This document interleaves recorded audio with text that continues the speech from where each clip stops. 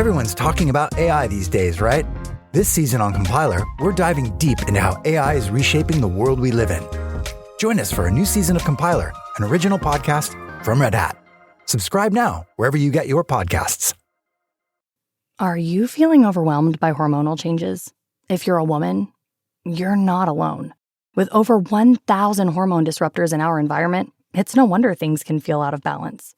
On top of that, natural changes like PMS, menopause, and other life stages can leave you feeling tired, irritable, and trapped in a constant battle with your body. But here's the good news. You don't have to suffer through it. Hormone Harmony by Happy Mammoth is here to help. This herbal formula fine-tunes your hormones, balancing estrogen, testosterone, and even stress hormones like cortisol, which can contribute to weight gain, racing thoughts, poor sleep, and more. With over 40,000 five-star reviews and a bottle selling every 24 seconds, the results speak for themselves. Ready to feel like yourself again? For a limited time, get 15% off your first order at happymammoth.com using code NEXTCHAPTER at checkout. Visit happymammoth.com today and get your old self back naturally. Coming up on episode 351 of Wheel Bearings, we've got the Nissan Rogue, the Chevy Silverado EV RST First Edition, the 2024 Mama Spring Rally, the Kia EV3, the Honda Civic Hybrid, iOS taking on motion sickness, California speed alerts, the Polaris Slingshot R, and the BMW Skytop. All that and more coming up next.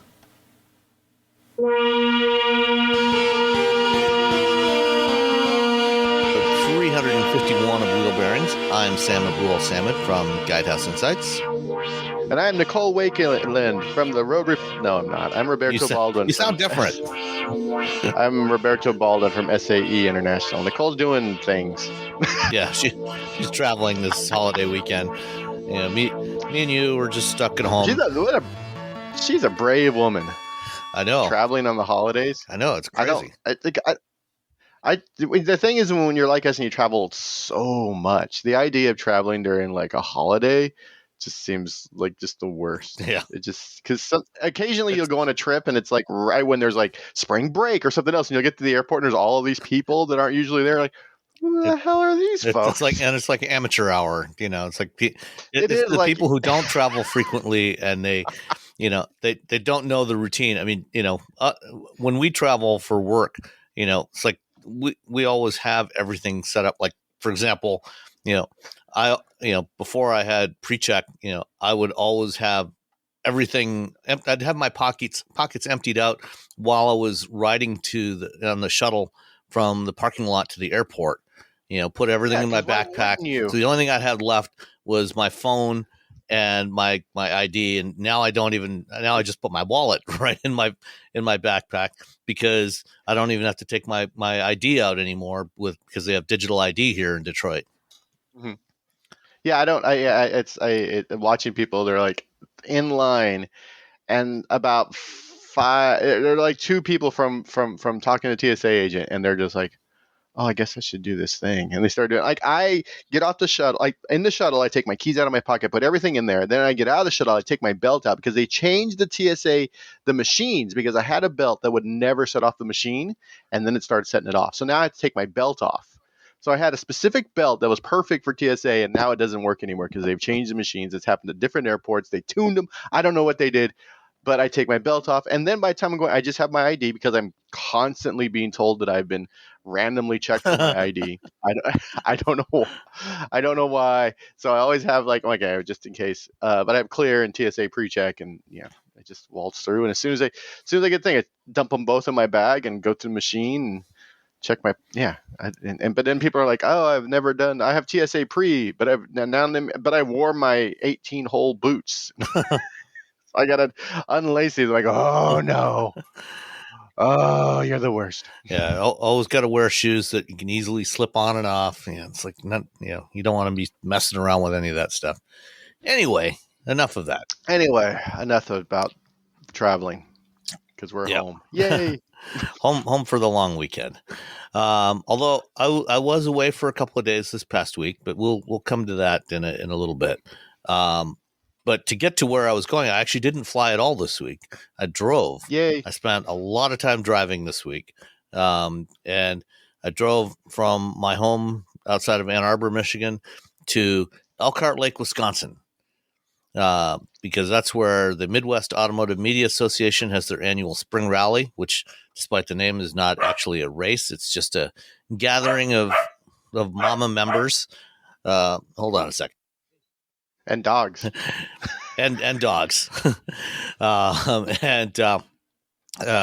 You can mama members get to attend this thing. There's a whole bunch of automakers that bring out a whole bunch of cars. There was about 80 vehicles there this year, some of which you get to drive on the track. Some of them were on an off-road course, and some of them were just for street driving. But to get there, I drove the 2024 Nissan Rogue all-wheel drive Platinum. Wow. Which is the best of the best of the Nissan Rogue. Absolutely. And it's actually a good car. I like the Rogue. I've never had any major issues with particularly with the current generation of the Rogue. I like the way it looks. It's got a little sharper edge styling than a previous generation. And last year they did a mid-cycle update and replaced the engine. So the original 2.4 liter naturally aspirated 4-cylinder that was in there is gone. It's now the Rogue is now powered by a 1.5 liter 3-cylinder turbocharged engine, which also has continuously variable or the variable compression ratio. So this is the same technology that they have on the 2-liter 4-cylinder that's in a bunch of Infiniti and Nissan vehicles now. You can get it in the Altima. It's in the Infiniti QX55 and QX50, and I think a couple of other models as well. The 1.5 liter version, the 3-cylinder version, puts out 201 horsepower, 225 foot-pounds of torque, which is a little more than the variant that's in the or the 2.4 liter 4-cylinder that was in there before. Still with Nissan's Xtronic CVT, which is fine. Nissan probably does CVTs as well as anybody. In terms of the way they feel. They have some simulated. It doesn't just rev up to 4,000 RPM whenever you step on the accelerator and sit there and motorboat. It kind of cycles up and down, kind of like a traditional transmission, but with slightly more efficient programming. All-wheel drive on the version that I had, and it's got drive modes on there. With the Platinum, you get leather seats and glass moonroof, and Pro Pilot Assist, 19-inch alloy wheels, basically everything on here. The other things that are new for 2024, they did some very slight restyling. The grille is changed, so the old V-Motion grille that had a solid chrome sort of V shape around the sides, the sides and the lower perimeter of the grille has been replaced, and now on the horizontal bars, the outer edges of the bars are chromed. So instead of a solid chrome bar going around the grille, it's now an interrupted chrome strip around the grille. So it's a little more subtle. I think it looks a little better than the previous version. It's certainly a newer take on that concept. And then the other big change in the interior is the infotainment system. The Rogue is the first Nissan vehicle to get a new Android Automotive based infotainment system with Google services built in, which we've talked about previously. Basically the same kind of thing you find in GM vehicles and Volvos and Polestars and now on Hondas and Acuras. Same set of services. You get Google Maps as the default maps, Google Assistant, and a variety of other services. And of course, you get the Play Store so you can download other apps that you want. Unfortunately, the Rogue that I was driving had only. So what you get is, I think, 8 years of connectivity for Maps and Assistant. But then you have to pay, at least I think you have to pay for connectivity for apps, for streaming apps. Or at least if it's not paid, you still have to activate it, and it wasn't activated on mine. So when the car was first delivered, I was sitting in my driveway, hooked up to my Wi-Fi in my garage, and downloaded some apps, downloaded Pocket Casts and YouTube Music, and then when I went to drive somewhere, I noticed that they wouldn't connect to stream anything. Womp, womp. Because that connectivity wasn't turned on. That I had the same issue. The Nautilus had nothing turned on, like it just was off.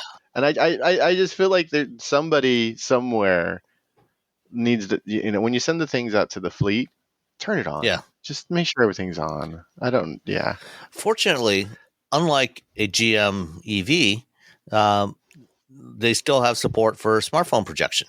So I was able to just plug in my phone and use Android Auto. And so I could stream stuff through there.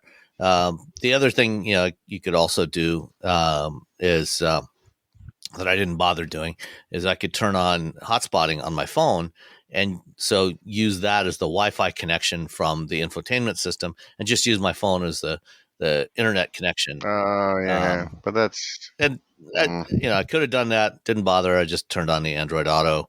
And so I used the Google Maps that were built into the car, because that all worked, and Google Assistant worked, and then just streamed media from my phone, and that worked fine. Kept me entertained on the 7.5 hour drive from where I live to Elkhart Lake, it's a comfortable vehicle to drive. Handles reasonably well for what it is, a compact crossover. It's roomy enough. The back seat is also very roomy, plenty of cargo space in the back, and the performance was more than adequate. And fuel economy was also surprisingly good. It's EPA rated at 31 miles per gallon combined, 28 city, 34 highway. I was doing mostly highway driving, did some urban driving and suburban driving, but mostly highway. Averaged about just shy of 33 miles per gallon over the whole week. Cool. Which is, well, I mean, it's a pretty small motor. Yeah. And it has the variable compression, which is hopefully paying off more than it was when it first came out, which is like, look at it. We're like, oh my God, all the big nerds were like super excited about it. And then you looked at the difference in efficiency. You're like, oh yeah, it was barely better than, the 2-liter was barely better than the V6 that it replaced. In this case, the 1.5 is definitely a couple of miles per gallon better than the 4-cylinder that it replaced. And even an all-wheel drive model, getting 32, 33 miles per gallon was pretty impressive. The only thing that did not impress me about this car was the price. The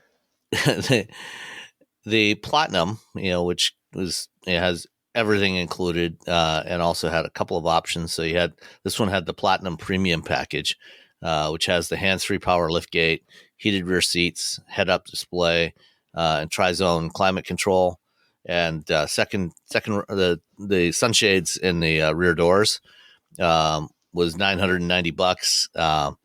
The external ground lighting, the puddle lamps, $620. Two-tone paint, $350. All together with the various options, came to a grand total of $45,145.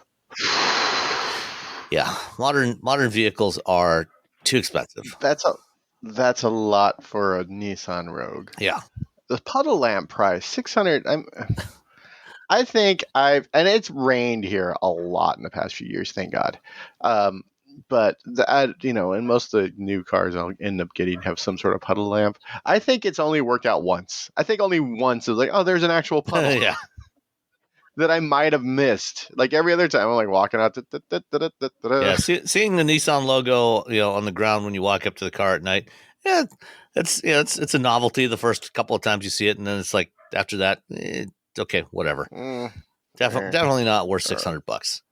Yeah, no. But you can get, the Rogue S in front wheel drive with the same engine, same powertrain and everything, Still has the same infotainment system. Starts at $28,850. Which is less. Yes, it's a lot less. Which is one used car less than than the one you were driving. Even the SL trim, or the which is so you got S, SV, SL, and Platinum. Even the SL, front wheel drive is $35,700. I don't think if I was buying one of these, I don't think I would bother with the Platinum. That's a lot of money. It's a Rogue's not really I mean, I know why everyone puts this trim, that high end trim level on like almost all their vehicles, but some cars, don't. It just doesn't make any sense. Yeah. It's like, this is a mid-tier, this is a mid-market car. It's, it's not a luxury vehicle. If you're buying it because you're like, oh, now I want to put all the luxury things, just buy the mid-luxury car instead. Yeah. You're probably going to pay the same amount of money, and top to bottom, it's going to feel a bit more luxury, versus we just add a bunch of luxury bits to this sort of, medium-sized SUV. The Nissan Rogue. It's not, it's not the Armada. Come on, everybody, chill out.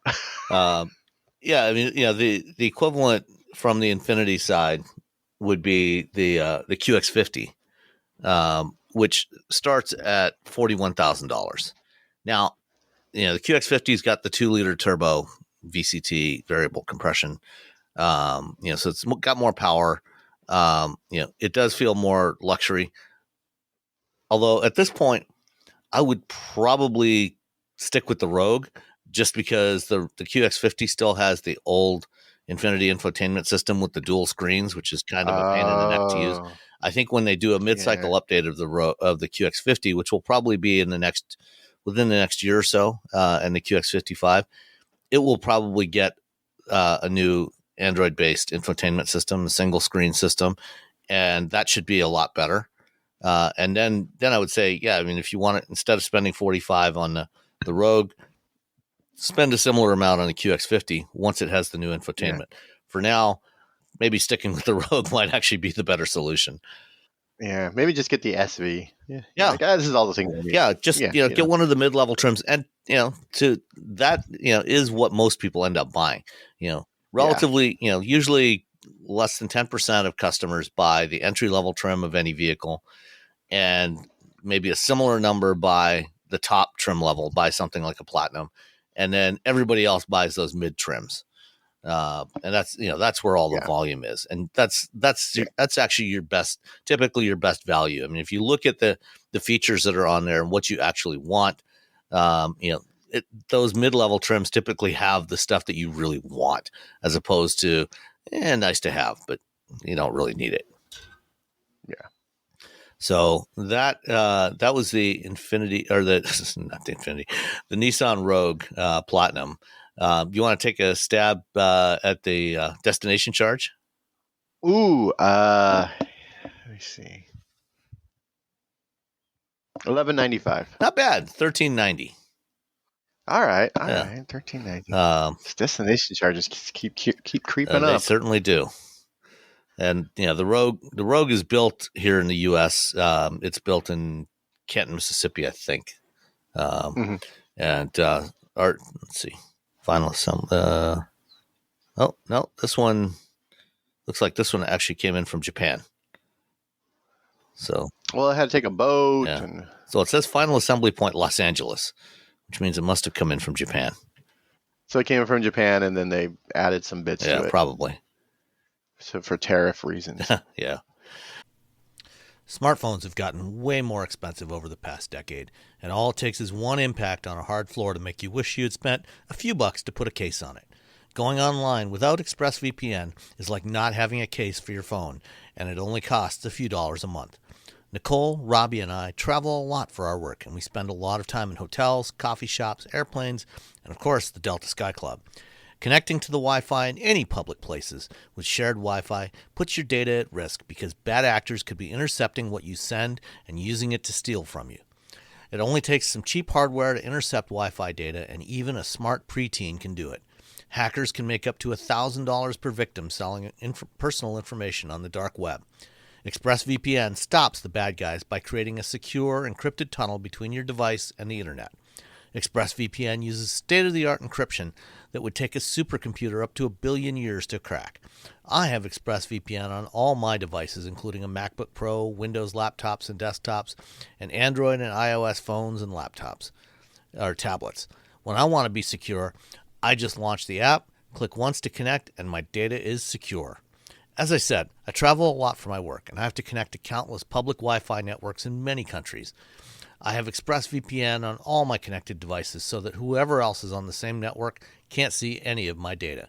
That's important because I often have to check banks, credit card accounts, and transmit client data that might be sensitive, as well as filing articles on news that might be under embargo. ExpressVPN protects all of it, and I've been paying for my own account for years. Secure your online data today by visiting expressvpn.com/wheelbearings. That's expressvpn.com/wheelbearings, and you can get an extra 4 months for free. expressvpn.com/wheelbearings. Everyone's talking about AI these days, right? This season on Compiler, we're diving deep into how AI is reshaping the world we live in. Join us for a new season of Compiler, an original podcast from Red Hat. Subscribe now wherever you get your podcasts. One of the hardest parts of getting older is feeling like something's off in your body, but not knowing exactly what. It's not just aging, it's often your hormones too. When they fall out of balance, everything feels off.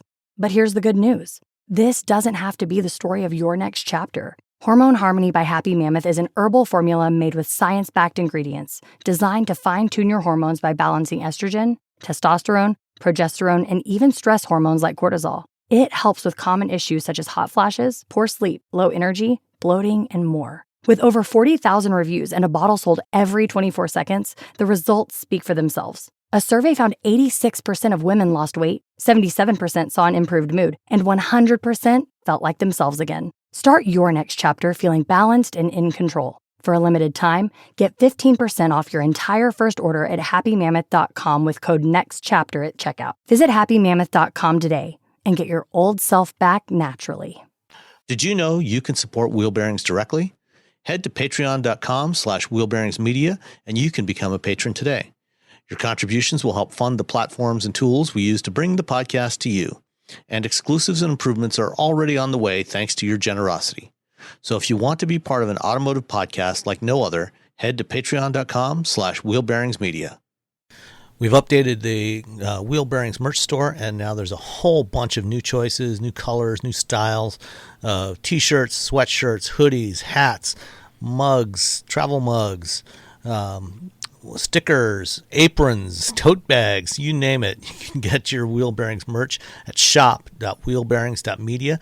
Go check it out. That's shop.wheelbearings.media. All right.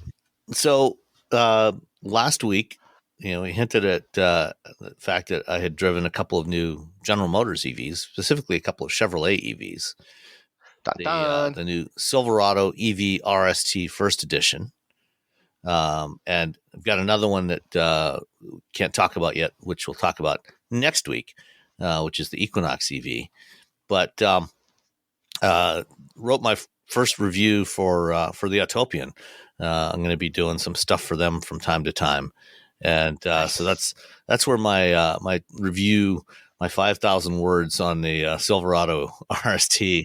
5,000 words. Yeah, wow. Gets into a lot of detail. I'm scrolling through it. Yeah.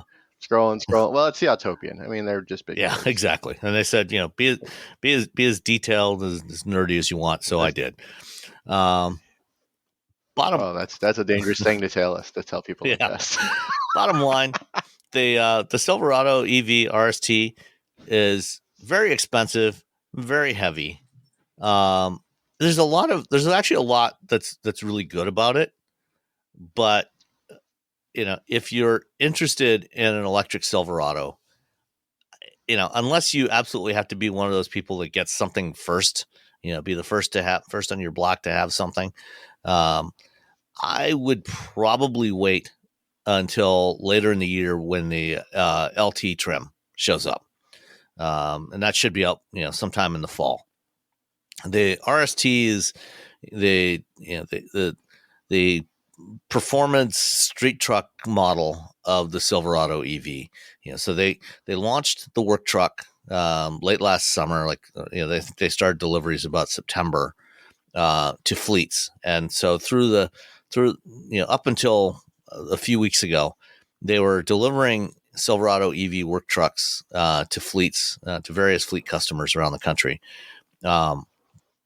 And that included businesses as well as some government agencies and stuff like that. And that one, got some very good, got some very good reviews in terms of its range. Some of the early tests that were done, the TFL guys got one last October, November, and did some testing with it out in Colorado. They did some range testing. That one's rated at 400. No, the 4WT model is rated at 450 miles of range, and they got well over that, and also got well over 200 miles towing. I think about a 9,000 pound trailer with it. So the RST is the first consumer model that they're selling. This is the high end street truck. It's loaded with everything, and it also has 10,000 pound towing capacity, about 1,500 pound payload capacity. It's heavier than the work truck by about 400 pounds, which means that it comes in just shy of 9,000 pounds. Yeah, and that's a lot. but it'll go. Its EPA rated range is 440 miles. And based on what the work truck was doing, it can probably achieve this. So that makes it far and away, the best range of any electric pickup truck that's available today. We'll see how the Ram Rev does, the extended range model of the Rev, when it comes out at the end of the year. Stellantis has said that they expect that one to go 500 miles on a charge. It does have a little more battery than the Silverado does.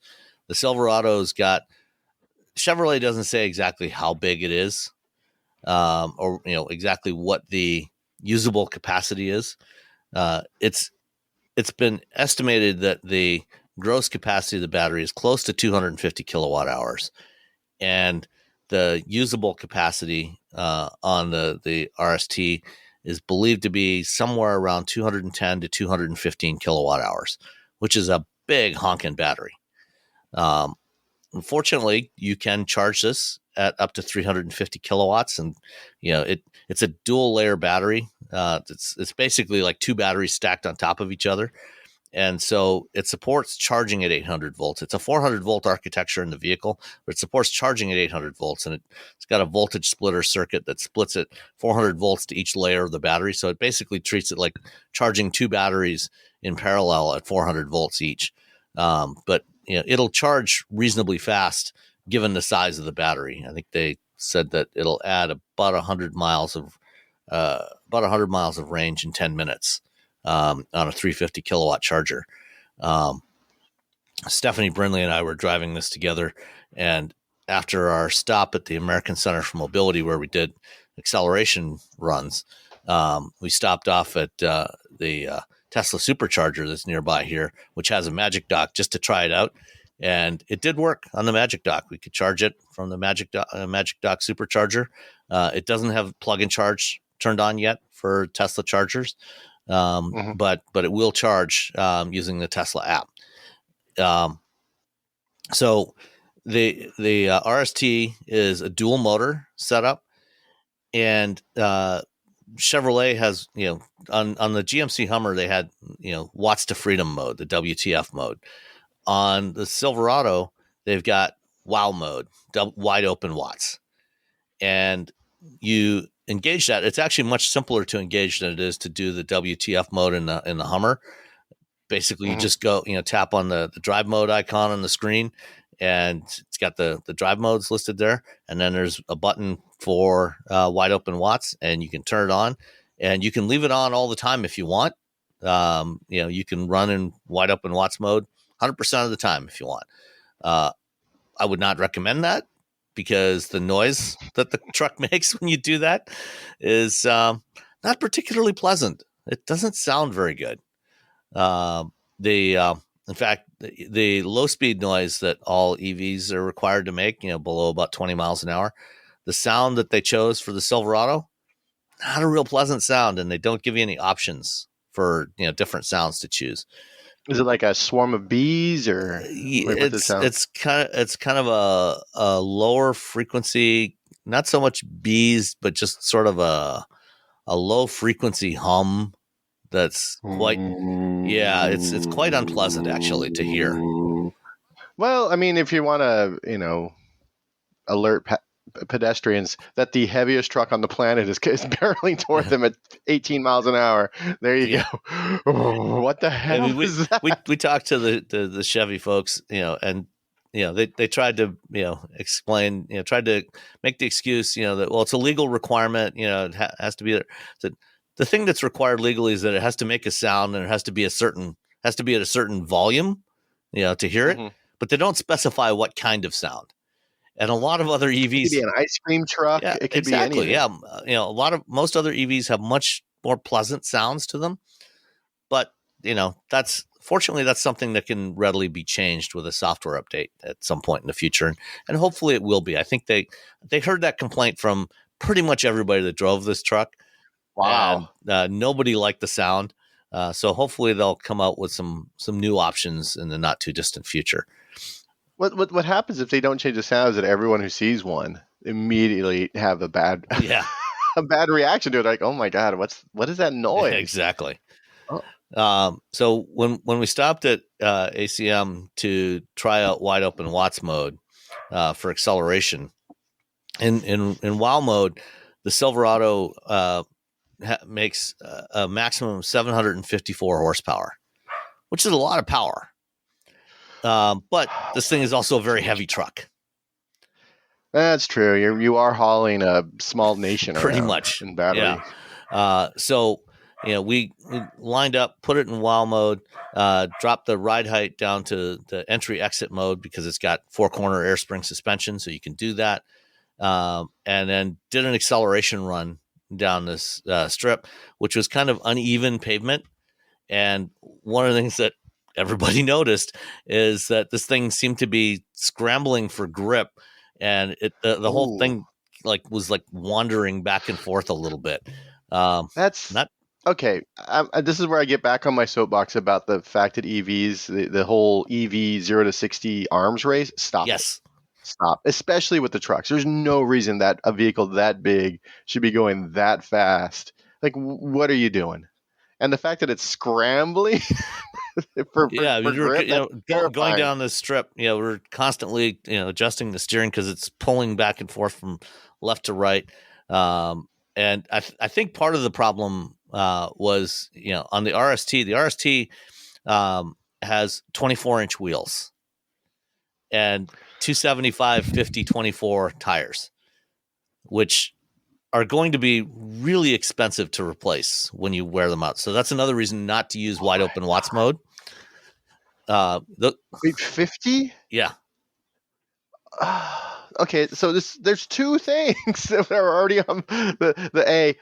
We need more sidewall. B, we don't need to go that fast. Exactly. From 0 to 60, and something that weighs as much as your entire family at a family reunion. And the other thing is, because this thing is so heavy, it's their 8-lug wheels, but also the tire pressures. When later on during our drive, we were looking through some of the stuff in the screens and got to the tire pressure screen, and it was like 65 psi on the fronts and 71 on the rears. So I mean, these things were like rock, just holding on for dear life. All season tires, rock hard, very low profile. It's no wonder this thing was scrambling trying to get traction on this track. And so yeah, I mean, you can go 0 to 60 in about 4.5 seconds in this truck, but there's no reason to. Just don't. Yeah. Unless you're in the middle of nowhere and you have a bunch of stuff in the truck in the bed, and you want the stuff out of the bed as quickly as possible. Just put the bed down. Put the bed down and take off, and all your stuff will fall out. There you go. There's the one reason for wide open Watts mode. That is the one. And again, no one else is around. No cars, definitely not pedestrians or any other humans on bicycles or children. There should be a law. Children have to be at least 5 miles away from this vehicle when it does this. But if you want all the lumber in the back of your truck suddenly on the ground, this is how you do it. But speaking of lumber in the back of the truck, one thing that's distinct about one of the many things that's distinct about this truck versus both the upcoming Ram Rev and the F-150 Lightning is it's a unibody structure. And, it's very, in a lot of ways, it's very similar to the old Chevy Avalanche of 20 years ago. Mm-hmm. So the bed and cab, are a single unitized structure. And the frame rails, there's not even a separate frame. The frame rails are integrated into the structure, and it's all designed to support this nearly 3,000 pound battery pack. When one of the advantages of doing that is they were able to bring back the midgate that they had on the Avalanche. So midgate's bad. And unlike the Avalanche where it was just one panel, just one piece midgate, this one is split 60-40. So, if you still need to carry somebody in the back seat, carry a passenger in the back seat or two passengers in the back seat, you can put down one side of it and put long items in there. They had one that was sitting there with a kayak in the back with the tailgate closed, and another one that they had sheets of plywood. So with the midgate closed, with the midgate up and the tailgate up, you get 5 feet 11 inches of cargo space, which is best in class. I think that the Cybertruck has like 1 extra inch compared to that. So the Cybertruck's like 6 feet, but only at certain points in the bed, not like from top to bottom, because everything is angled in the Cybertruck. Nothing is straight. So you get 5 feet 11 inches with the tailgate and the midgate closed. With the midgate open, you can put stuff that is up to 9 feet long in there. Wow. Up to the back of the front seats. And then with the tailgate open, the RST comes with the multi-flex tailgate that they have on some of the GM trucks. So it's got a bunch of different ways that you can open it. If you just put the tailgate down and put the stopper up, you can have 10 feet, 10 inch long objects that are restrained in there.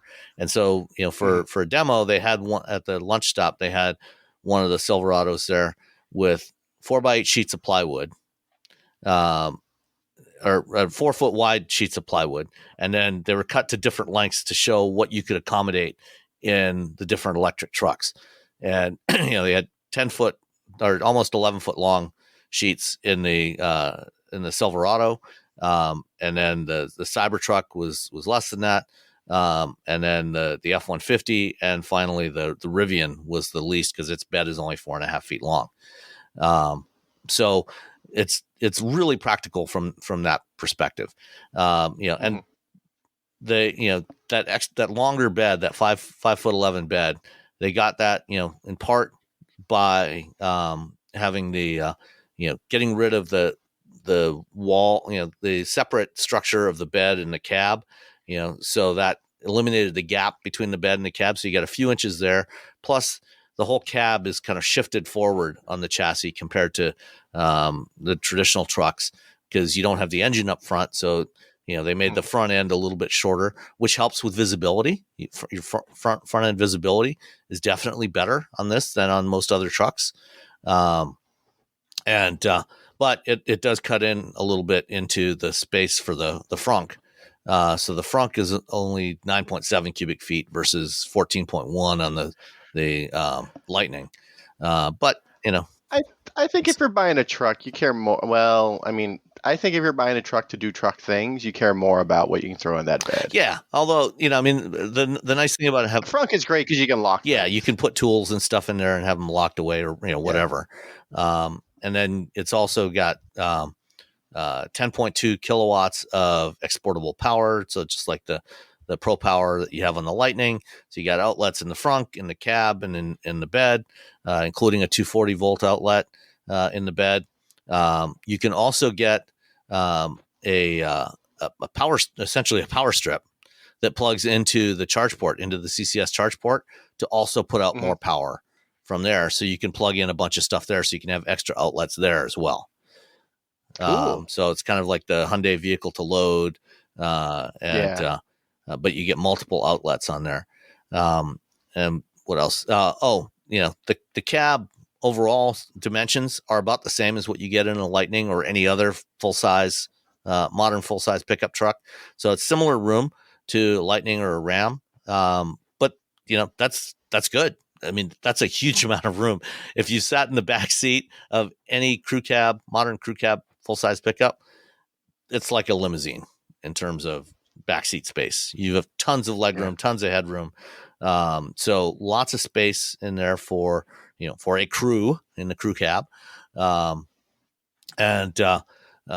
Overall, on our drive, we averaged about 2 miles per kilowatt hour, which is similar to what you get with a Lightning or a Rivian, or a Cybertruck for that matter. The ride, they're bricks. They're essentially bricks just rolling down the road. And given how heavy this thing is compared to the others, that's actually pretty good. It's more efficient than I would have expected it to be. And the Hummer truck is like 1.2 or something weird that I got when I was driving it. I was like, well, this is great. Well, the Hummer is also like 5 inches wider than the Silverado. So the Hummer is shorter, but it's 5 inches wider, and it has like a practically vertical windshield. So not great for aero. They've done a lot of work on the aero on the Silverado, so that helps a lot. The ride quality is just so. You got the air spring suspension, but those 24-inch wheels inflated to 65, 70 psi. It's not the best. That's, again, it's all just a design thing. It just looks cooler. It doesn't help you in any other aspect. It's not good for ride quality. It's not good for handling. It's not good for efficiency. It's not good for, the amount of air you got to shove in there. It's not good for keeping the tires from wearing out. At the lunch stop, they actually had a couple of work trucks there, and we took those on a short loop, and then did the RST back to back with the work truck on this about a 20-minute loop, and the difference was amazing. I actually really preferred driving the work truck, because it's 400 pounds lighter. I mean, it's still heavy. It's over 8,500 pounds, but 400 pounds weight difference from the RST. It's on 18-inch wheels, with tires with decent sidewalls on them, and even though it's a mere 510 horsepower, that's more than enough. Yeah, you don't need more. So again, this the work truck is, I think, probably more Spartan than most customers want in terms of its interior. It's all hard plastics, vinyl seats. It's a work truck. It's what you expect from a work truck. You load it up, you go do your job, you get back in the truck, you drive home. The end. But I think the combination of the LT will probably be going to be the sweet spot for this thing. The mid-level trim. It'll have more features that consumers will want. It'll have smaller wheels. It's not going to have 24-inch wheels. It's going to be lighter than the RST. It probably won't have the WOW mode, which you don't need. I can't. Why? So that'll be the if you want the an electric pickup with the most range, especially for towing, especially if you want to tow with it, having that kind of range on 200 plus miles of towing capability with a big trailer, I think that's going to be the one that people will want, and it'll also be a lot cheaper. It's not going to be cheap, but it will be a lot more affordable than the $96,000 price tag of the RST. What's the work truck cost? They haven't said what the current price is. So they from the time that they originally announced the RST till it's about a month ago, they they reduced the price by 10 grand. The work truck, when they launched it, the 4WT with the big battery was going for 78,000.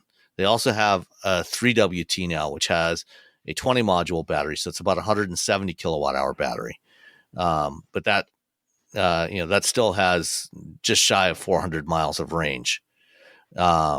And I don't know, they haven't said how much that one is, because they haven't posted the consumer pricing for those yet. That should be posted pretty soon, because they're going to start deliveries of those to consumers anytime now. What else? Another reason to avoid the RST is the interior was definitely much nicer than the work truck, but still not what I would expect in a $100,000 vehicle. The leather seats were nice, but there's no massaging on the seats. They're heated and cooled, but no massage, which, you get in the $87,000 Lightning Platinum, but it doesn't go as far. But the materials on the dashboard, it had this textured synthetic material, which was fine, but it didn't feel that premium. And one of the odd things, they had some contrast stitching in certain places, like on the armrest and on the steering wheel. And those looked fine, because the way they did them, the stitching was, it's like where you're joining two pieces of material together. Mm-hmm. But for some reason on the dashboard of the RST, they had a strip of red and blue stitching across the dashboard, but it was not straddling a gap between two pieces of material. It was just kind of just there for looks. Is it like an accent? As an accent, yes. Yeah. And the thing is, clearly they stitched the material before they put it on the dashboard, and then when they put these on, they stretch the material over the whatever the substructure of the dashboard is. And so when you look at the stitching, it wasn't straight. It was a little wavy. Yeah, I'm looking at your photo, and it's like a little bump. And so it's just, so it's just those little details. I mean, if you're paying $100,000 for a vehicle, you expect them to get those details right. It's because I think people like, well, I'm paying $100,000 vehicle. I mean, you're really paying just for a really big battery for this vehicle, but at the same time, you kind of, GM wants to make money on this. So like, okay, how do we save some money? Because, that's where, that's the biggest cost for this vehicle is this giant battery. So how do we make it feel a little premium? I don't know. Throw some stitching around. Throw some stitching. Should we do it before we stretch it onto the parts? Nah. Well, yeah. You know what? Yeah. You know what? Do that. Well, I think it'll be crooked. Nah, no one will notice. Sam gets in the car. What's going on in here? So that's that's the Silverado. I think when we get the lower priced trim levels, I think it'll be a much better value. It's still going to be too heavy, but I think it'll be a lot better value for most consumers. I would not recommend the RST, but I think the LT, and then they said early in 25 they're also launching a Trail Boss trim. So that's the other thing. Mm-hmm. This one, it's got the air springs, and when you go in the drive modes, there's an off-road mode. Mm-hmm. But trust me, you do not want to take this truck off-road. Not with those skinny little tires at those high pressures. I mean, it'll be fine, going down, a gravel trail, to a cabin or something like that. But this is not an off-road truck. You're going to debead those tires so quickly. You definitely want to wait. And then you're going to mess up those really expensive wheels. You definitely want to wait for the Trail Boss. For this. Sidewall's going to be all sliced, and now you got to get a new tire. Now your wheel's got a big chunk out of it now. I mean, those tires are probably going to be, I haven't been able to find them listed anywhere yet. They're Michelin Primacy all-season tires. But I think they're probably going to be somewhere around $500 a piece. Oh my gosh!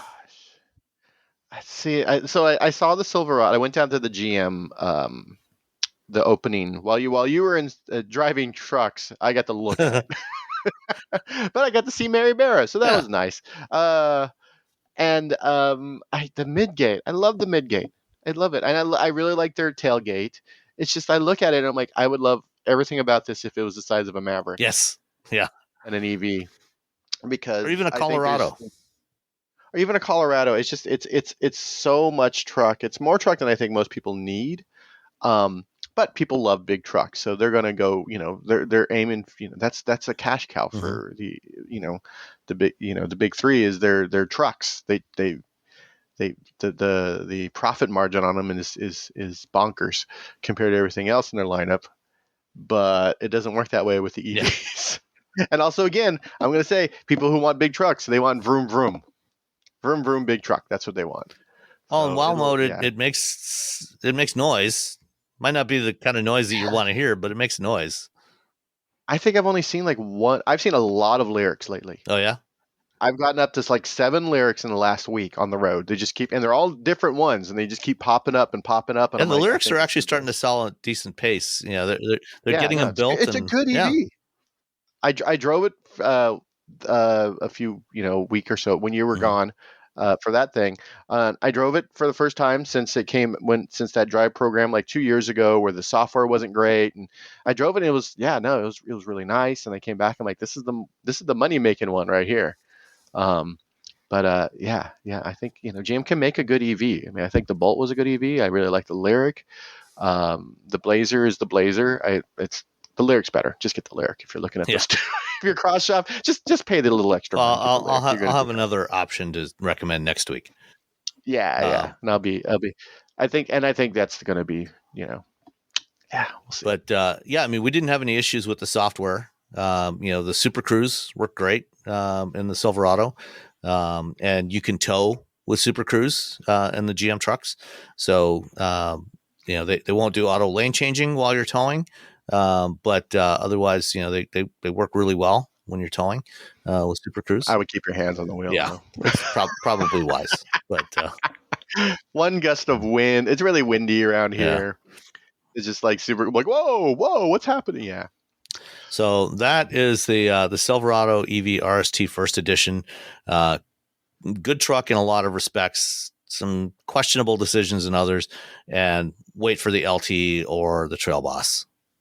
Yeah, definitely. I think the LT or get the work truck. Yeah, work truck sounds rad. I mean, you don't. It's still a lot of money, but you don't get the midgate on the work truck, which is one downside. They don't offer the midgate on the work truck. Man, never mind. Maybe just get the LT. Yeah, I think the LT is as we said earlier, that those mid trim levels are usually the sweet spot. That's usually the best combination of price and features that people actually want. Yeah. All you homeowners have unique needs. Some feel the need to leave up holiday decorations year-round. Others have the need to use their garage as practice space for their new metal band.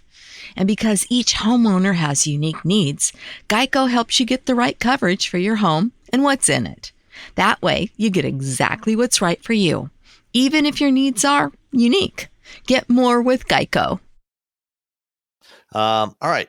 So, as I mentioned, I drove to Elkhart Lake, Wisconsin this week for the Mama Spring Rally.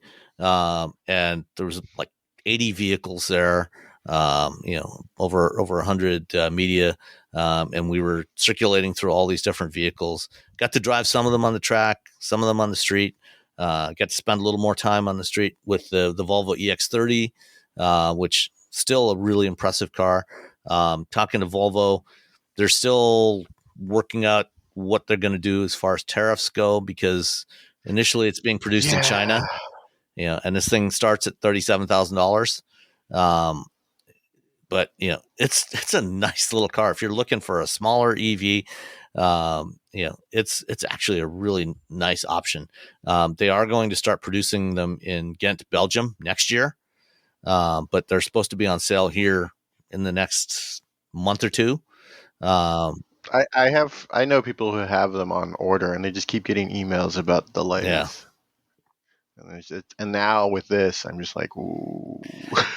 Yeah. So we'll see. Do they eat the cost? Like, when does that go into effect? Does the tariff effect as soon as they sign it? They're like, it's now there's a tariff, or is it like, okay, in 3 months this is going to happen? It goes into effect, from the time it was announced. But there was, Volvo, I guess, was taking advantage of something in the trade laws where you could get some exemptions on stuff that you were importing based on exporting. So there was some offsets.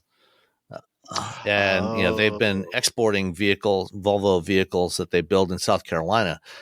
So like S90s, V90s that they were building in South Carolina, they were exporting those. And so that offsets some of it, but I don't know if there's enough exports to offset what they're looking at for the EX30. But they are also about I think this week actually. I think they're supposed to start volume production of the EX90. Which is their new electric 3-row SUV. So it's basically an electric XC90. I think the production starts this week, I believe, right after Memorial Day. And so there will probably be more exports of that one. So we'll see how it all plays out, if they can still do that. Yeah, because I feel like people who put their, they've been waiting for this, and then they'd suddenly be like, oh, by the way, now you got to give us a lot more money in order to buy this car. It seems like, well, I mean, I understand the reason and the thing for is, the thing, a manufacturer doesn't necessarily have to pass along that tariff. I mean, they can pay it, and yeah, they just eat the right. cost. And so I was wondering if they're going to eat the cost for that first delivery. They might, there's definitely a possibility they might do that. Geely could afford to do it for a while. Yeah. So we'll see what happens. They'll probably do initial. I'm guessing they'll probably, everyone who's ordered one, they'll eat the cost, but they're going to roll them out real slow and try to get that Belgian factory up and running so they can start doing that, because they want to get it. They're going to want to get it out there before the EV3. Yeah, they're going to want to get as many on the road as they can before the EV3 shows up. Absolutely. That's they're gunning for each other at this point. And we'll get to the EV3 in a minute.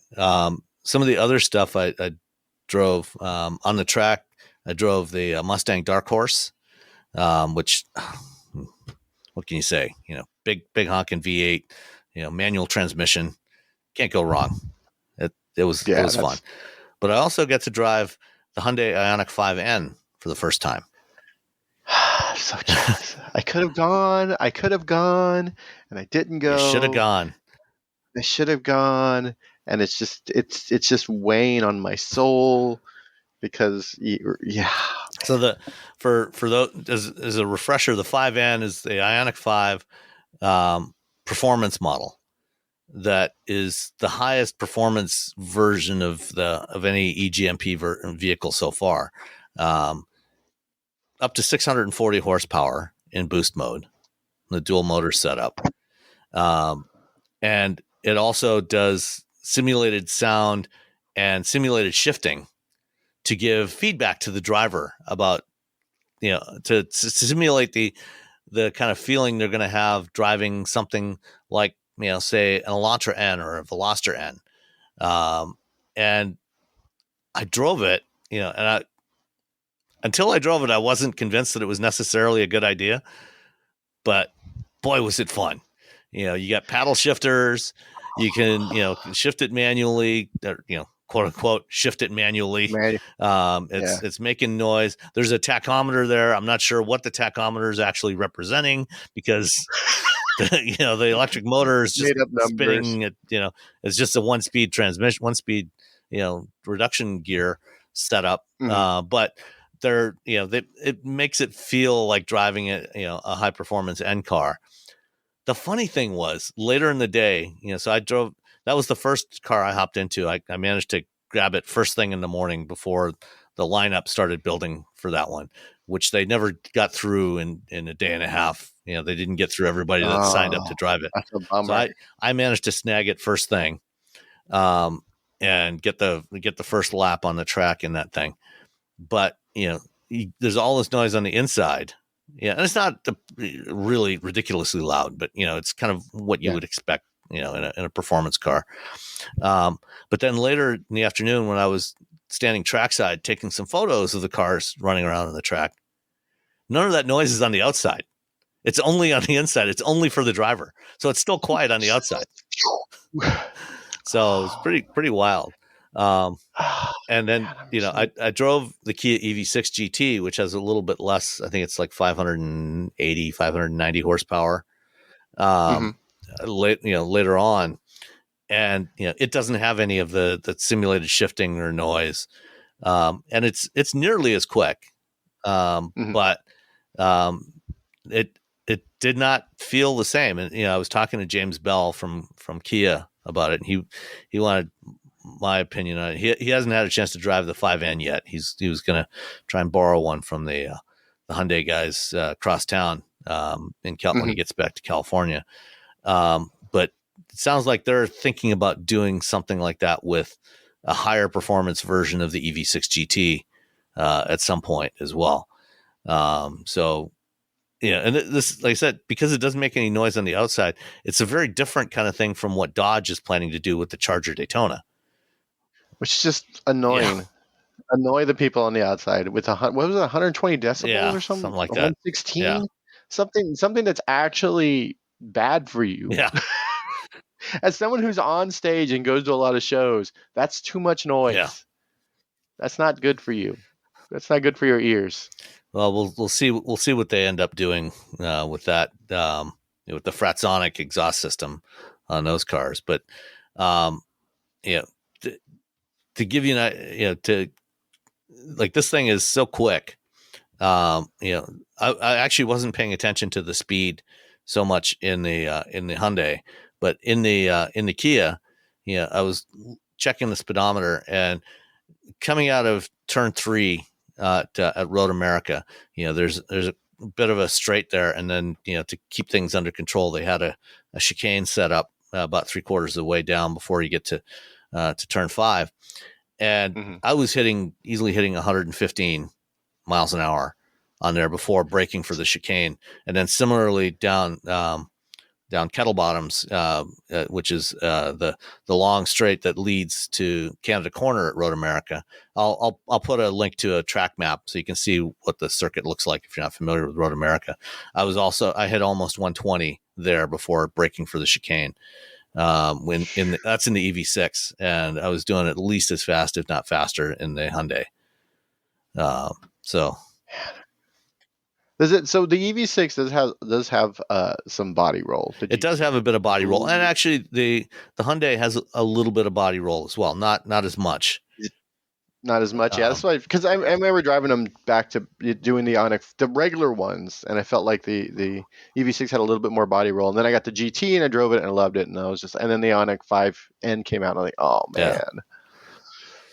So so those were fun. And then the off-road course, they had some interesting stuff there. I did the off-road course in the Tacoma TRD off-road trim. They didn't have a TRD Pro there yet. And I did it in a Hummer EV SUV, and it definitely demonstrated the value of 4-wheel steering. Having 4-wheel steering on that thing. That thing is still way too wide for most trails. It's so big. You still have to be extremely careful to make sure you get between the trees because it's so wide. But the 4-wheel steering was great in that thing, going off road and maneuvering through tight corners in the woods. But I also got a chance to drive the Ineos Grenadier. Oh, I'm driving that in a few weeks. How was it? It's interesting. I think they have the foundation of something really good.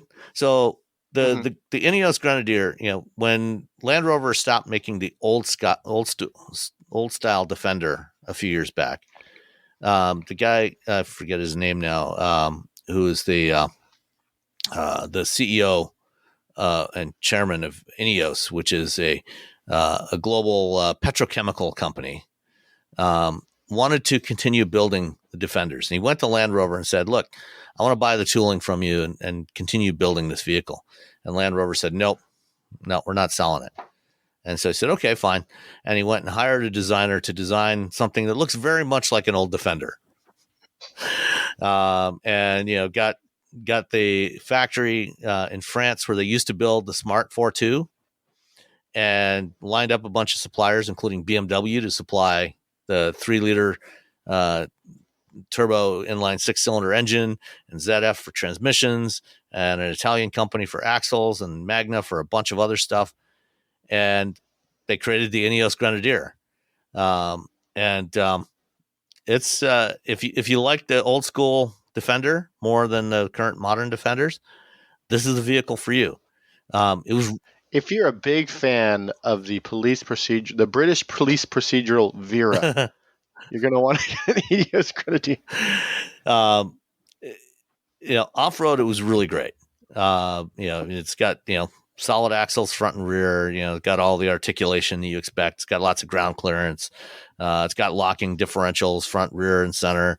And there's on the roof, there's a panel with a whole bunch of toggle switches for all the stuff. And then more switches down below on the center stack and switches everywhere. And it's funny when I got into it the first day for the off-road course, it was still running. The previous person who'd been driving it just left it running, and I hopped in there to drive it. The next day when I went to drive it on the street, I was looking around and Jill Simonillo, who was on the show with us a few weeks ago, she was riding with me, and we're both looking around trying to find the start button for the engine. We couldn't figure out how to start the engine. And then I leaned over past the steering wheel and looked and saw, oh shit, there's a keyhole there. And I picked up the key and pressed the button. And it was actually, I had to stick the key in and turn the key to start the Grenadier. Wow. Off-road, it was really good.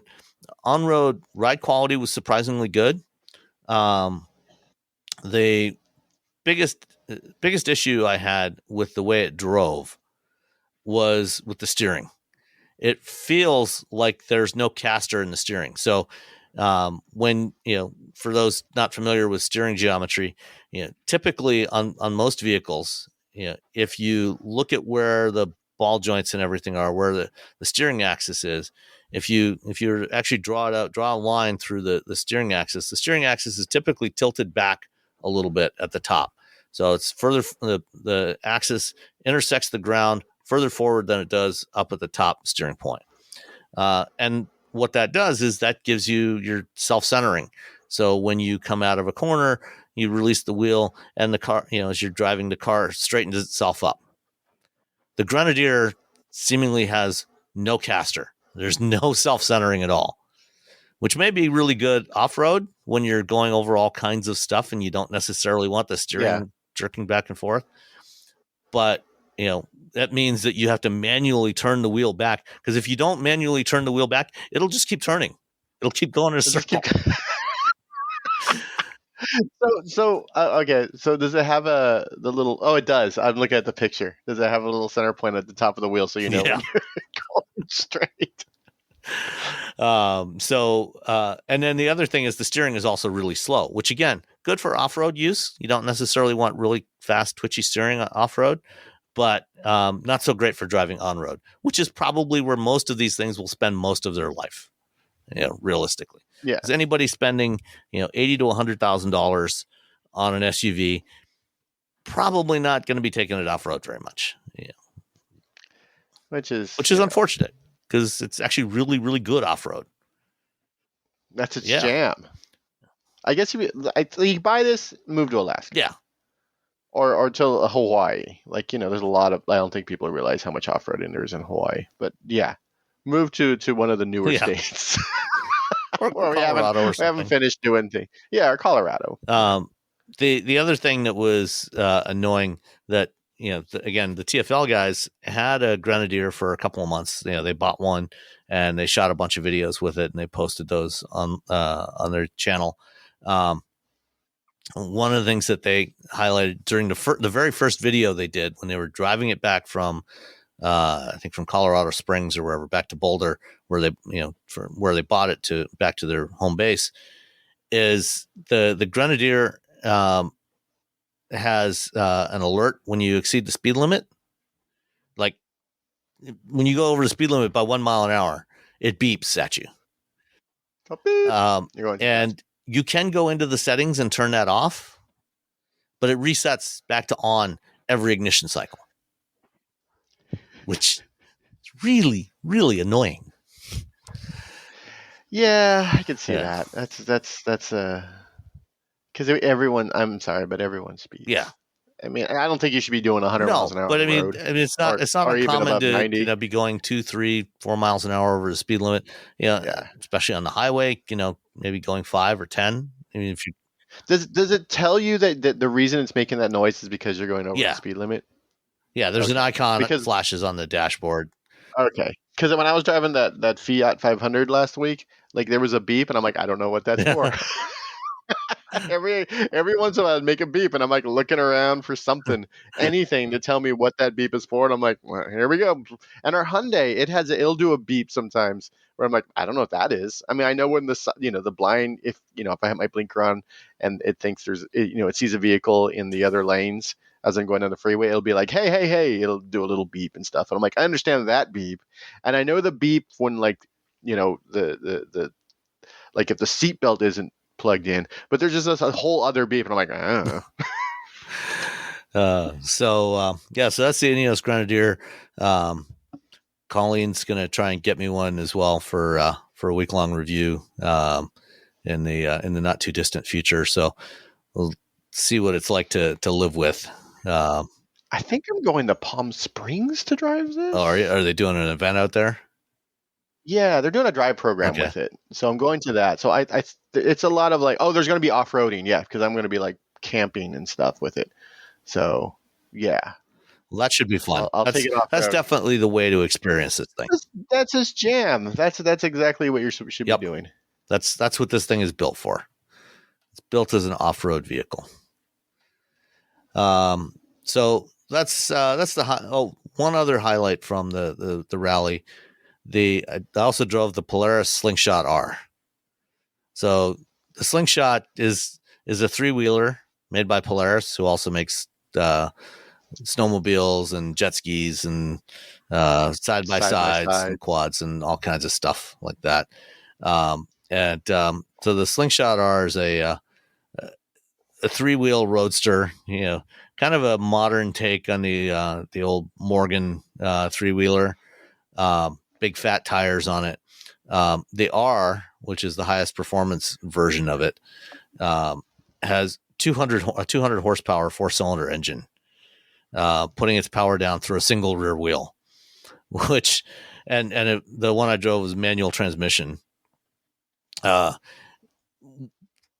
around, I came up to a stop sign, and then was going to turn back onto the main road, towards the end of the drive loop to head back into the track. And when I went to accelerate, away from the stop sign, there was no traffic coming. I had that rear wheel spinning for probably a good 2 seconds. There's way more power from this thing than you can safely put down through that rear wheel. It's also fun is that it's in the center of every road in America? Oil. Yeah, exactly. So it's an interesting ride. I think most people probably aren't going to get the R model, which is the highest performance model, and most are probably going to go for one of the lower end versions. The R model starts at $35,000. The one I was driving, I think, was about 38 or so, 38 and change. But the Slingshot S starts at 22 grand. It's a 2-seater. And I'm used to driving my Miata, a first generation Miata, which has pretty low sides. You feel, compared to modern cars, you feel very, very exposed in that thing. Boy, did I feel way more exposed in this thing. Because there's no doors. You just have the seats.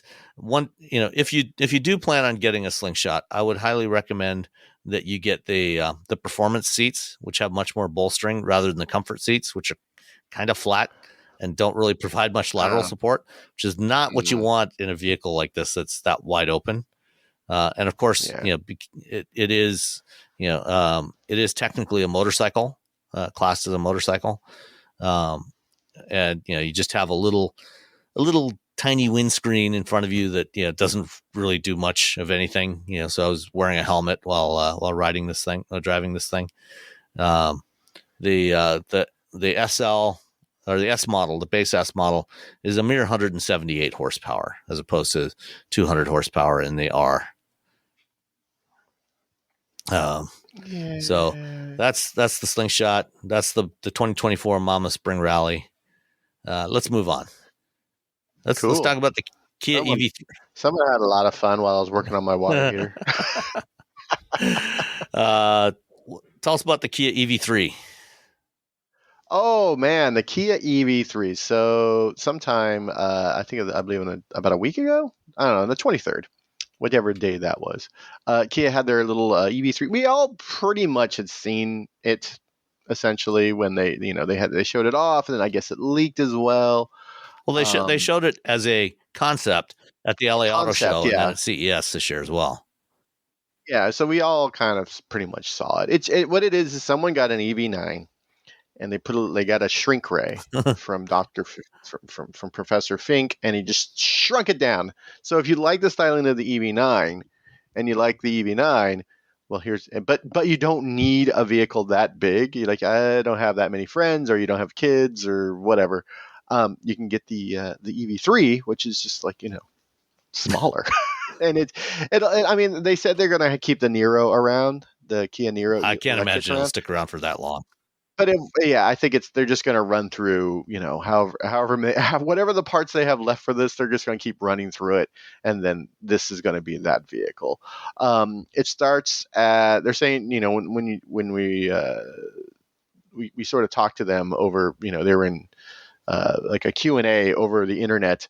They were saying like 35 to 50 is where they're, looking at this. So it's going to start at 35, and then, you can option it up to 50 is pretty much the idea. 300 miles of range is sort of what they're going for. It's on, but it isn't the 800 volt architecture. It's still the eGMP, but it's a 400 volt architecture. So it's not going to charge nearly as quickly as like the EV6. But they still say it'll go from 10 to 80% in 31 minutes. So yeah, so it's got a smaller battery, so it's still gonna charge pretty quickly. You just want to make sure that your charge rate makes sense with the battery that you're using. They didn't put the all I wanted them to do was open the rear hatch. That's it. That's all I wanted to see, how much room is back there. It looks like it's probably going to be about the same amount of room as you get in the Niro or the Kona Electric, except that this is based on the eGMP platform, so it's not sharing its platform with gas. So the floor is lower. There's no tunnel. There's nothing. It's just an EV, and it's got a teeny tiny little frunk, which is sort of like a first for Kia at this point. We're not getting it until it's July in Korea. And then the United States they just said 2025. Yeah, that's what James Bell said as well. He said sometime next year. Yeah, sometime next year. Which, if you're looking for something right now, there's still plenty of. But it's, I think this is 35, 300 miles. I mean, this hits so many. It's the right size. It's a small little. It's a little crossover or a small SUV or whatever. A lifted hatchback, whatever you want to call it. It's what a lot of people sort of want. It's at a good price point, and I think they're going to sell a lot of these. I think this is going to do really well for them. I think the Niro and the Kona Electric are sort of almost forgotten by most people. They don't realize that those are actually things out on the market. And they're older technology, even though they were just updated. They're still not eGMP, so this is So you might want to say Hyundai will have a version of this at some point, and you give a little hug to your Niro and your Kona EV, because I think they're not long for this world. I think we get another year or so of the Niro, and maybe 2 years. With the they just refreshed the Kona, so we'll probably get another 2 to 3 years of those. But yeah, I mean it if you like that look of the EV9, if you want something that is going to give you a lot more range than what Kia and Hyundai are offering right now at that price point, this is definitely it. And again, I think when this is I feel like, some automakers, they keep stepping back, they're slowing things down, they're changing, and I think they're really giving up a lot of the EV market to Kia and Hyundai, and it's going to bite them in the ass in 5-10 years, because people are going to get, people who want EVs, or they're going to get into these vehicles, they're going to like them, and then there's going to be brand loyalty around it. I think what's going to happen is the same thing that happens with Subaru people and Toyota people, where they get into the vehicle, they're like, oh, this is exactly what I want. It's exactly what I need. I'm just going to keep buying this brand till the end of time. And I think Hyundai and Kia are really, I think that's where they're at, and I think the next few years are going to be very key for them in sort of establishing themselves as an automaker that in some people's minds just isn't top tier, when the reality is they are. And now they're getting people in those cars, and they're like, oh, these are really nice. And I wouldn't be shocked if the EV3 is one of the vehicles that's produced in the new Hyundai Group plant in Savannah, Georgia next year. That plant, is they're supposed to start production in Q4 of this year. They pulled that plant ahead based on the IRA tax credits, because they wanted to get U.S. domestic production of EVs, and so it would not surprise me to see the EV3 be one of the cars that they build there. Yeah, they didn't. They were a little cagey on localized manufacturing, but the fact they're like 2025, and then that was it. And that's the only. I'm like, okay, yeah, they're going to build this at the plant, and then the EV2 is coming as well. So that's a whole other. They're like, oh yeah, by the way, we're going to build the EV2 as well. So that's a thing that's going to happen. Although we probably won't get the EV2 here, though. I think. Who knows? Yeah. To be honest, with Kia and Hyundai, they might just look at it and say, you know what, maybe we could just sort of do that here as well. They're going all in on this, and they're and I think they know what the future holds. They, as a company, everyone's doing it. It doesn't seem like there's a lot of infighting within the company about EVs versus some other companies, and I think that's helping them. And on a per unit basis, they're making money off every vehicle. And they've been telling me that for years. So, no one's going to be making money off EVs for quite a while. I mean, you can just look at the Tesla model, where 10 years of losing. But the first couple of years of any new car, you're not really making money, to be honest. I mean, the Bronco might sell like hotcakes, but for the first few years, you're still paying back all that R&D and all that design, and everything that you had to do to make that vehicle what it is. And so pay for all the recalls in the first year or two, recalls and all the marketing and appeasing people who have been ripped off by dealership. I mean, 35, and then you throw a $7,500 tax credit on there. You're looking at a pretty relatively inexpensive. It's not the Bolt. It's not but if they look at the market and they see that the Bolt is taking too long, and they decide to bring the EV2 in, I mean, the Bolt sold 67,000 almost units. 70 last year. Yeah, almost 70,000 units last year at that $27,000 price point. And I think that's under 30. People are, if you can make it happen, and you get nice quality vehicle you can just cruise around town in. I mean, it was the best selling EV that didn't have the word Tesla printed on it. So and this, I had been considering the Volvo EX30 as as one of the vehicles on our short list for our next vehicle when we replace the Civic, but looking at this one, I mean, it's going to be in a similar price range, and probably actually even more range than the EX30, and really good looking vehicle. And it also has, a display in front of the driver for the instruments, which the EX30 does not have.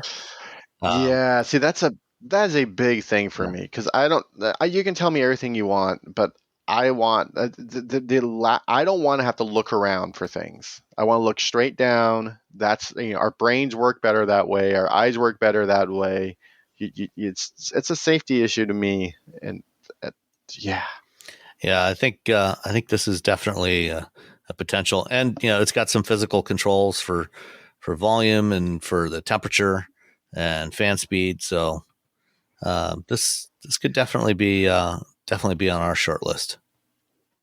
Yeah, that whole company is they are not like holding back. They're not like, oh, I don't know. They're just like, we're doing it. We're doing it. You're just plowing ahead. And I see a lot of, I've been seeing a bunch of EV9. Again, I live in Northern California, which you can't swing a stick without hitting like 12 EVs. But as sort of a bellwether, I'm seeing a lot of EV9s on the road right now. So yeah, I've seen a few in the last week as well. So they're definitely picking up the pace. And people, you get in that car and you're like, oh, I really like this car, and then your next car, and then your next car, and then your next car, and you build that brand loyalty.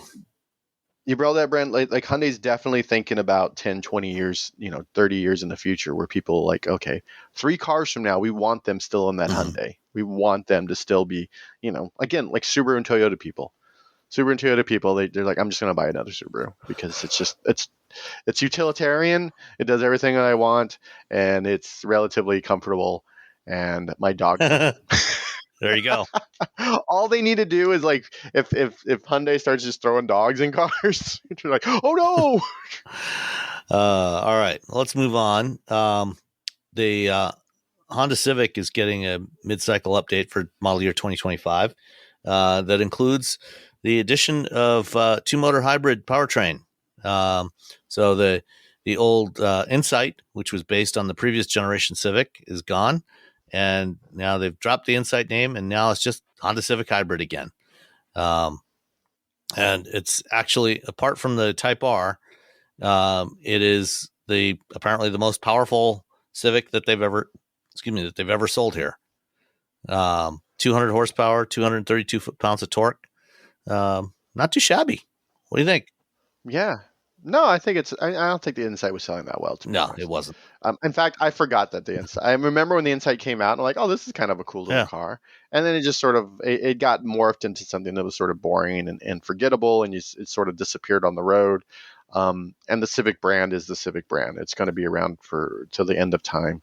And so just making it better, like grabbing that powertrain and throwing it into a Civic makes a lot of sense. And if you're Honda, you're like, okay, how do we consolidate, these two things? I mean, I still think the fit should have stayed, and longer than it did.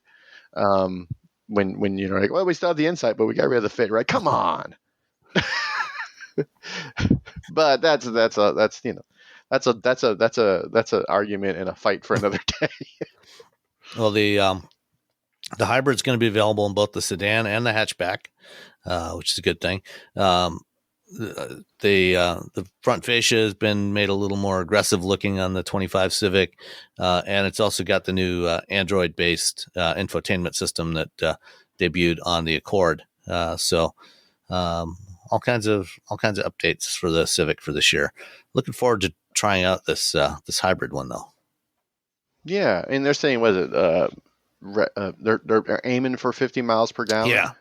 Nearing 50 miles per gallon, so 47. I'm just going to say 47. It's nearing it. I'm like, oh, okay. And they expect the hybrid to represent about 40% of all Civic sales this year. Oh, I mean, they're at about 50% penetration for the hybrid on the Accord and the CR-V. So those three, Civic, Accord, and CR-V are Honda's 3 top selling models. So that's going to be a pretty significant percentage of overall Honda sales that will be hybrids by the end of next year. Yeah, I think they're going to do well. It'll be interesting to see what happens post prologue with the EV sales, with EVs. Yeah, I mean, they've got their first EVs coming. Their first in-house designed EVs for North America coming in 2026 out of Marysville. So there'll be some interesting stuff coming from Honda, I hope. Yeah, 2025 should be a pretty big year for unveiling. All right. Do you ever get motion sickness when you're in the car? No, I think well, okay, that's a lie because I got sickness once in a car. There's a road in San Francisco called Terraville, and it's downhill, and you're just hitting bumps all the way down, driving down this road. And one day I was in the back seat of my friend's car, and I decided I was going to play Unreal, the video game where you run around, you shoot things. And I played the game for like 30 seconds, and I was like, oh gosh, I was like, oh no, because my eyes were playing. It's a first person shooter, so you're just running around shooting, and so yeah, that's the only time I've gotten motion sick. Where I an extreme driving condition and an extreme game. So I'm very fortunate. I have had friends who have gotten cars with me. They're like, oh, by the way, I get motion sickness, and I'm like, I just picked you up in a Ferrari. I'm taking you home now. Just going to do it very slowly. There's a lot of reasons. Yeah, just a lot of reasons why I don't want you motion sick in a $400,000 car. Well, one of the things that, for a lot of people that triggers motion sickness, is trying to read while you're in the car. And, if you're a passenger, you're on a road trip and you're bored, wanting to read, not an unreasonable thing to try to do. But, because of the differences, in what you're feeling and what your eyes are seeing, that's what triggers the motion sickness. And so Apple has apparently come up with a scheme. It should be actually rolling out in the next version of iOS for iPhone and iPad that is meant to try to reduce motion sickness. So what they're doing is they're using the accelerometers in the device to measure the motion of the vehicle, and then having some moving dots on the screen that are not particularly visible that are supposed to help, with your visual inputs and your brain to try to counteract the impact of motion sickness. So the idea is so you can be able to read the screen without getting sick. There you go. So that's nice. I mean, everyone's always. I'm fortunate. I don't get motion sickness unless I do the stupidest thing possible. Like play Unreal in the back of your friend's car while going down a and his laptop. It wasn't like it was on a phone. It was like a laptop, like a 15-inch laptop. So I had this big screen. It was dark, so I had no no other visual cues. Yeah, so everything I was really just and I was playing. I'm like, oh, this is not good. I just closed the computer and I just sat there. I'm like, all right, I'm fine. We talked about speed limit alerts with the Ineos Grenadier. In Europe now, their new cars are required to have intelligent speed assist, which gives the driver alerts when you exceed the speed limit by, I think it's up to, when you exceed the speed limit by about 10 miles an hour, they're supposed to give you automatic alerts. Now, California, the state of California, has the Senate at least has passed a bill that would mandate the same thing in California. So it's over 10 miles an hour. Yeah, if you go 10 miles an hour over the limit, then let's see, you get a little bing. Yeah, let's see, a little ding dong.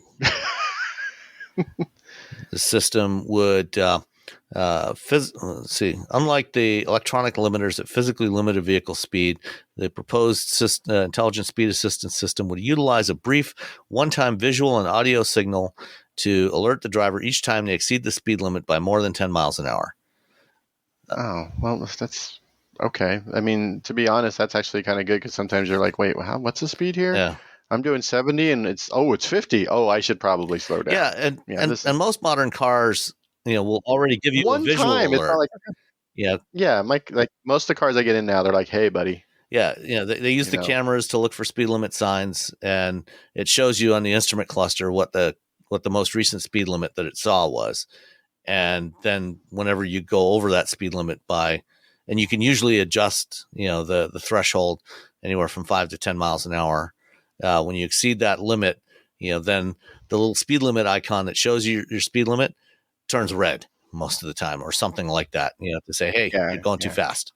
And so they want to mandate that, which probably it won't be a big deal because, like I said, most cars already effectively do something like that anyway. Yeah, I don't. And Yeah, I don't know what the. I'm reading the it keeps saying it's controversial, yeah. and I'm just like, why? I'm like, why is it that okay? Alert! Oh no, someone told me I was doing over 10 miles an hour once. Okay, yeah, Okay. fine. Last story. The BMW concept Skytop. Did you see this thing yet? I'm looking at it now, and I'm going to take one home. So this was unveiled the other day at the Concorso dell'Aganza Villa d'Este in Lake Como, in Italy. And it's a concept only for now. It's based on the 8 Series platform. It's a 4.4 liter twin turbo V8. And it's pretty stunning looking. Supposedly, they're considering a limited production run of up to about 50 units, much like they did with the CSL. Yeah, I mean, it looks great. It's everyone needs a top down. I'm still waiting for my convertible EV. Mini was supposed to do it, but now there's a whole thing with China and what they're doing. So who knows? We have to wait till that whole thing's figured out. But You need to move to Europe and get an MG Cyberster. I know. I gotta move to Europe, I guess. Well, I'll see y'all later. All right. I can still do my job at SAE. It's international. It's right there in the name. All right. And then we got a couple of emails.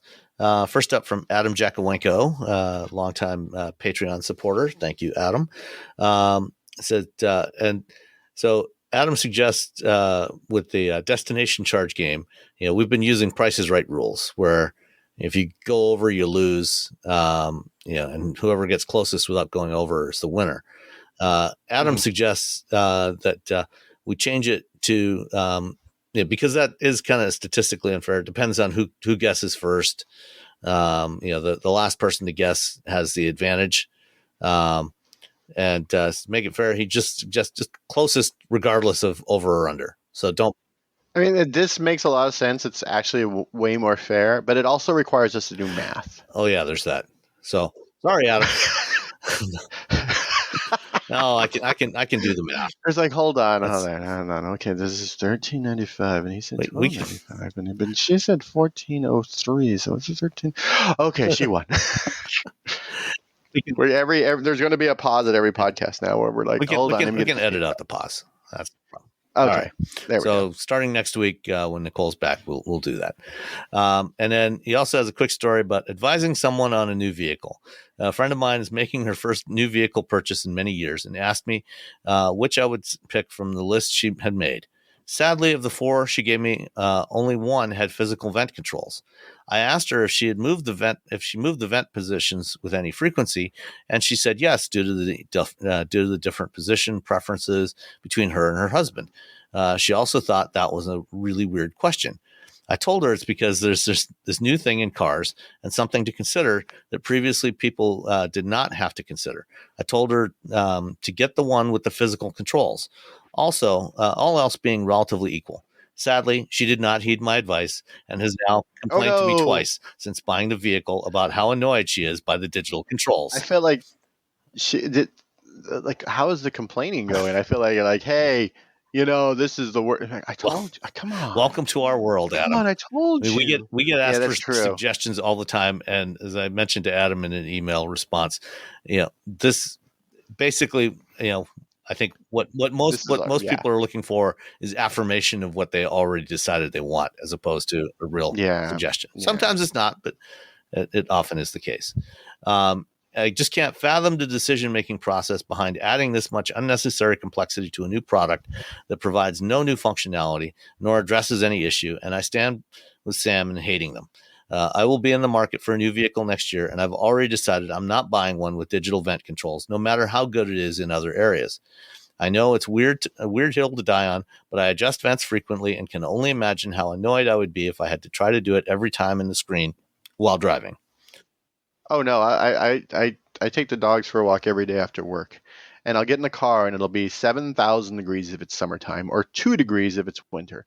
And I will turn on the heat. And as soon as the heat or the cooling like spins up, I turn all the vents towards me.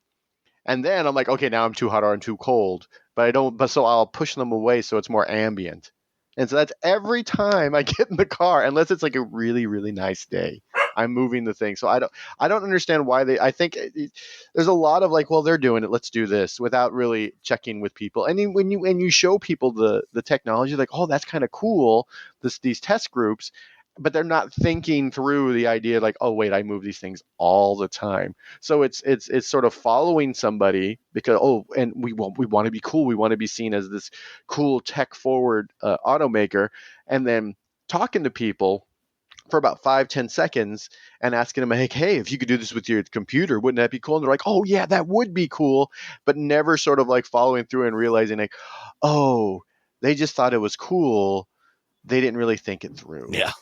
And so it just keeps going down. And once one person, it just keeps trickling down. And even though people below that person who made the decision are like, this is not a good idea, they're not going to say anything because they don't want to lose their job, because they're like, they don't want to get like, you hate you hate technology. You're like, no, man, I just like having my hands warmed up and then the rest of the car warmed up. No, absolutely right. I mean, I adjust vents all the time. And, I will not buy a car that has digital vent controls. It's just a bad idea. And it's usually designers that I talk to that are trying to make the case for it, because they want a nice, clean looking dashboard. They want to get rid of those. You can make them look cool, though. I know. Like little cool accents, and then you move them. Like you can just have the little plastic, like, nib or tab or whatever you want to call it, and you're just like, okay, that's fine, but you can make them look cool, and you're just like, well. Oh well, just make them look cool. Don't put it in the computer, please, for the love of God. Don't do that. It's hard for me to even think about. There'll be times I'll get in a car and it'll be doing something, I'm like, if my wife was driving this, she'd be so angry right now. Exactly. All right. And then finally from Shamakwa, who confirmed that that is the correct pronunciation. One more question clarification written in last week about the dual clutch transmissions. So from what you said, I couldn't tell if you said that the feeling and hearing of the shifting is inherent to the dual clutch's design, or is that particular engine louder than most? So,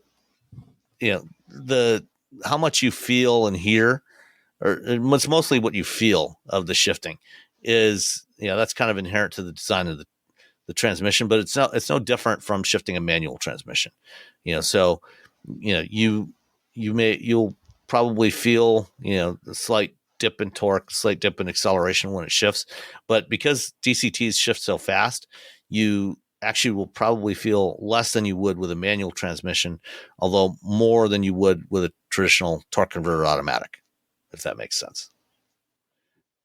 And do you think it's a minor inconvenience to live with over the life of the vehicle?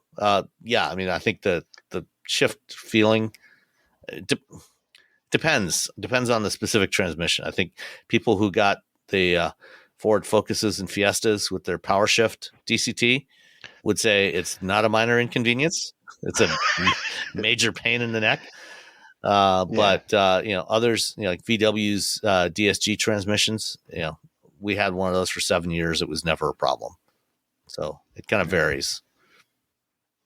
It's always down to like, if you get in the car and for like 99% of the car you love, I think I could live with a little bit of like slight annoyance that I would just sort of forget about when it comes to shifting versus the vents. Yes. The vents. That's a deal breaker. That is a deal breaker. The little bit of shifting, adjustments are like, all right, unless it's like over the top annoying, then fine. I know I had a friend who just absolutely hated. He had a Mazda, I don't remember what, and he hated the shift. He hated it. Absolutely. He took the car back. That's how much he hated the way it shifted. And I was like, all right, well, it was, that's great. That's something that was your hill to die on. And so, yeah, if it's something that every time the car is going to shift, and it's going to do that all the time, it's sort of a personal preference. But if it's the vent thing, don't even bother getting in the car. Absolutely. All right. That's it for this week. Thanks, everybody. And we'll talk to you next time. Bye. Everyone's talking about AI these days, right? This season on Compiler, we're diving deep into how AI is reshaping the world we live in. Join us for a new season of Compiler, an original podcast from Red Hat. Subscribe now wherever you get your podcasts. Are you ready to unlock your creativity and transform your passion for beauty into a career? Southeastern College is here to help you take your first steps towards training for a career in cosmetology. Unlock your potential and start your path towards a career making people feel confident. It's time to invest in yourself. Visit sec.edu for more information on our programs and take the first step toward training for a brand new career in cosmetology. Your before and after story starts now at Southeastern College.